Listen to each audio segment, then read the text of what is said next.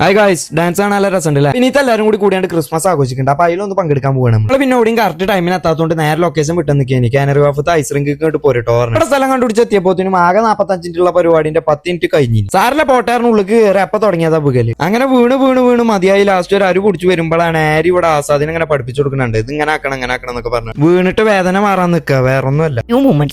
ഞാൻ വികാതെ ലൈറ്റിന്റെ അപ്പം ഇങ്ങനെ പഠിച്ചു വരികയാണ്. അപ്പോഴാണ് കള്ളപ്പന്നി ചായത് വന്നാണ്ട് എന്നെ പിടിച്ചത്. ആ വികലും കൂടി കഴിഞ്ഞപ്പോത്തിന് എന്റെ കോൺഫിഡൻസ് ഒക്കെ പോയും ചെയ്തു. എന്റെ മേത്ത് വേദന ആവലും തുടങ്ങി. ഞാൻ പിന്നെ ഒരു സൈഡ് കയറി ബലൊക്കെ ഇങ്ങനെ നോക്കി എന്തൊക്കെ ബലൊക്കെ കാട്ടുന്നത്. അപ്പോഴെല്ലാം കണ്ടത് ഇന്നെക്കാട്ടും വലിയ പൊട്ടന്മാരൊക്കെ ഇവിടെ ഉണ്ട്. ചങ്ങായി ആസാദ് ഓനെ കണ്ടപ്പോ ഒരു സമാധാനമായി. ഓൻ വന്നപ്പോ തൊട്ട് ഇതിന്റെ ഉള്ളിൽ കടന്ന് അടങ്ങാറാവാണ്. ഇത്ര തിരക്കാണ്ടാണ് തോന്നുന്നത്. ഐസ്റിംഗിന്റെ ഭാരവാഹികളും ഓനെ കണ്ടിയിൽ ഒന്നുണ്ട്. ഇല്ലെങ്കിൽ ഏറ്റവും കൂടുതൽ വീണയിലുള്ള സമ്മാനവും കിട്ടി. അങ്ങനെ അവിടുത്തെ സ്കേറ്റിംഗ് പരിപാടിയൊക്കെ കഴിഞ്ഞ് ഇറങ്ങി അടുത്ത പ്ലാനിങ്. അങ്ങനെ അവിടെ കുറെ അങ്ങോട്ടും ഇങ്ങോട്ടും നടന്ന് ലാസ്റ്റ് കാനറി വാഫത്ത് തന്നെ ഒരു റെസ്റ്റോ ബാർ കയറി. അവിടുന്ന് കോള കുടിക്കണമല്ലോ കോളയും കുടിച്ചു, ആൽക്കോൾ കുടിക്കണമല്ലോ അതും കുടിച്ചു. പിന്നെ നേരെ ഓൾത്താം സ്റ്റോ. ഇതൊരു റൊമേനിയൻ റെസ്റ്റോറന്റ് വിത്ത് ബാർ.